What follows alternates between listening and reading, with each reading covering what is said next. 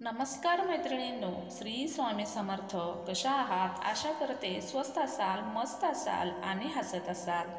तर मैत्रिणींनो, आज आपण या व्हिडिओमधून घरातील कोणत्या अशा वस्तू आहेत ज्या आपल्याला रिकामे ठेवायच्या नाहीत ते आज आपण ह्या व्हिडिओमधून जाणून घेणार आहोत.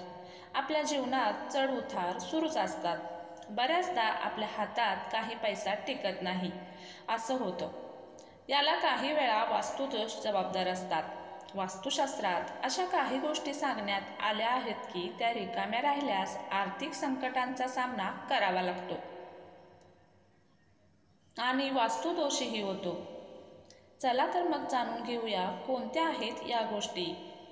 तर मैत्रिणींनो, जे स्वामी भक्त आपल्या चॅनलवरती असाल तर सबस्क्राईब नक्की करा आणि कमेंटमध्ये श्री स्वामी समर्थ नक्की लिहा.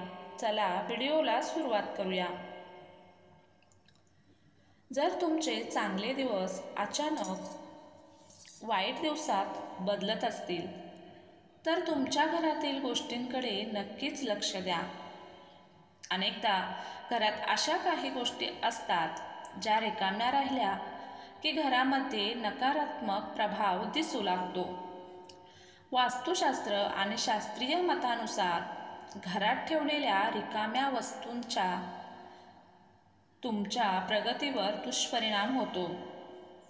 अनेक वेळा एखाद्या व्यक्तींच्या नशिबावर लहान सहान गोष्टींचा परिणाम होऊ लागतो आणि तो हळूहळू गरिबीकडे वळतो.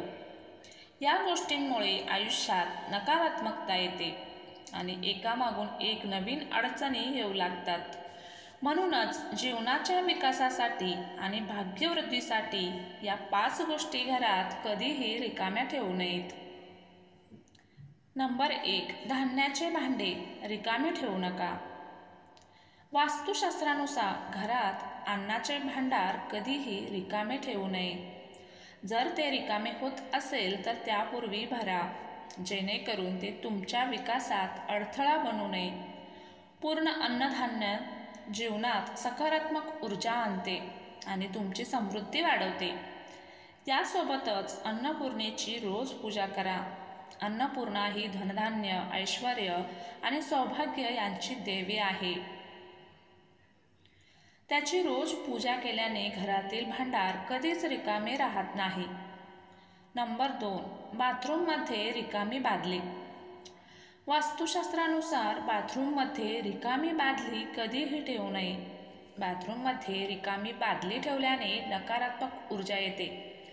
यामुळे अनेक समस्यांना सामोरे जावे लागते. जर तुम्ही बादली वापरत असाल तर नेहमी पाण्याने भरा. यासोबत काळी किंवा तुटलेली बादली वापरू नका, हे नेहमी लक्षात ठेवले पाहिजे. बाथरूममध्ये निळ्या रंगाची बादली वापरा. बादली वापरताना ती पाण्याने भरून ठेवा, रिकामी ठेवू नका. नंबर 3. तिजोरी खाली ठेवू नका.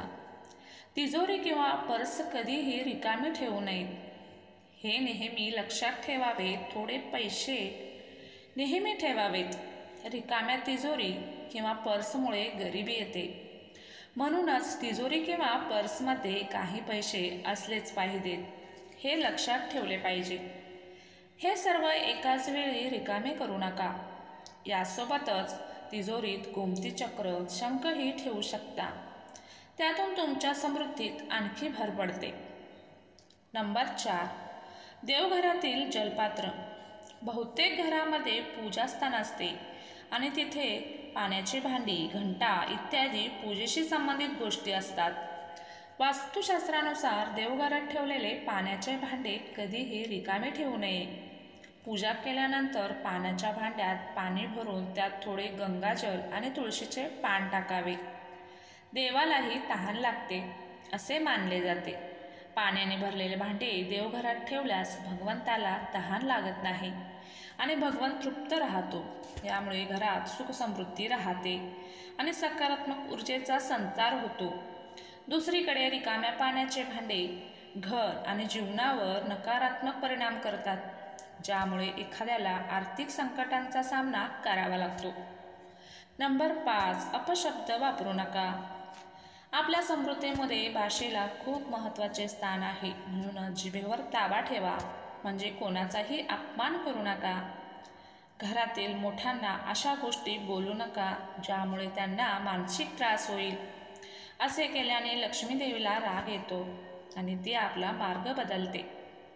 म्हणूनच घरातील मोठ्यांचा कधीही अनादर करू नका.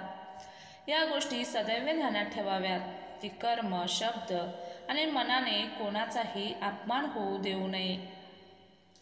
तर मित्रांनो, आजचा हा स्वामी संदेश आवडला असेल तर कमेंटमध्ये श्री स्वामी समर्थ नक्की लिहा. धन्यवाद.